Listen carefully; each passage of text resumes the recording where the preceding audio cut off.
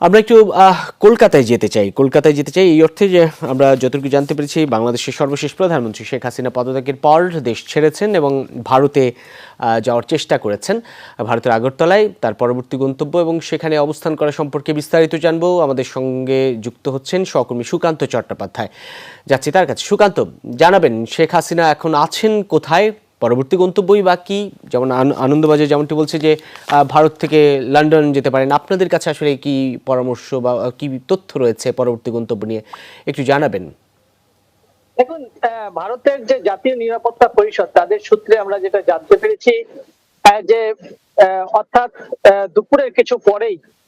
কিন্তু সাবেক প্রধানমন্ত্রী বাংলাদেশের শেখ হাসিনা তিনি আগরতলায় সেনাবাহিনীর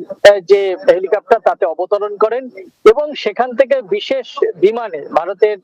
সেনাবাহিনী নিরাপত্তায় তিনি একটি বিশেষ বিমানে দিল্লি যাবেন এবং সেখান থেকেই কিন্তু তিনি লন্ডনের উদ্দেশ্যে রওনা দেবেন, এমনটাই কিন্তু আমরা তথ্য পেয়েছি। ইতিমধ্যেই তার দিল্লি পৌঁছানোর বিষয় নিয়েও কিন্তু অনেক জল্পনা রয়েছে, কিন্তু এতটাই ভারত সরকার তার নিরাপত্তার ব্যবস্থা করেছে নিচ্ছিদ্র, যেখানে সাধারণ যাত্রীদের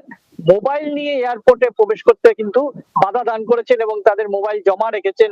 যেটা আগরতলার ঘটনা। একই ঘটনা কিন্তু দিল্লির ক্ষেত্রেও কিন্তু সেরকম নিরাপত্তা, কঠোর নিরাপত্তা, তাকে আলাদা ওয়েতে তার যে ফ্লাইট সেটাকে অবতরণ করানো হবে, এমনটা কিন্তু আমরা জানতে পেরেছি। ইতিমধ্যেই বাংলাদেশের এই উদ্বুদ্ধ পরিস্থিতি নিয়ে যারা বাংলাদেশ থেকে বিভিন্ন কাজে, ব্যবসা কাজে, চিকিৎসার কাজে ভারতে এসেছেন, তারা কিন্তু বিভিন্ন যে সীমান্তে তারা আটকে পড়ে আছেন, তারা একটা উৎকণ্ঠার মধ্যে রয়েছেন কতক্ষণে তারা দেশে ফিরবেন, তাদের পরিবার পরিজন কেমন আছেন এবং তারা আদৌ দেশে ফিরতে পারবেন কিনা সে বিষয় নিয়েও কিন্তু ইতিমধ্যেই অনিশ্চয়তা দেখা দিয়েছে। ভারত সরকারের তরফ থেকে ইতিমধ্যেই দুপুর 3টে নাগাদ কিন্তু বিএসএফ এর সাউথ বেঙ্গল ডিজি তিনি কিন্তু একটি জরুরি বৈঠকে বসেন এবং বাংলাদেশ সীমান্তবর্তী যে সমস্ত যে বর্ডার গুলো রয়েছে ভারতের, পশ্চিমবঙ্গ, আসাম, ত্রিপুরা জুড়ে সমস্ত সীমান্তে কিন্তু বর্ডার যে আউটপোস্ট রয়েছে সেখানে লাল সতর্কতা জারি করা হয়েছে। ইতিমধ্যে কিন্তু এই সরকার পতন এবং শেখ হাসিনার দেশ ছাড়ার ঘটনায় নিউ মার্কেটে যারা, কলকাতা নিউ মার্কেট যেখানে বাংলাদেশের নাগরিকরা পর্যটন বা চিকিৎসার জন্য আসেন, সেখানে কিন্তু তাদের মধ্যে মিশ্র প্রতিক্রিয়া পাওয়া গিয়েছে। আমরা তাদের বক্তব্য শুনতে পেরেছি যে কেউ কেউ অনেক সময়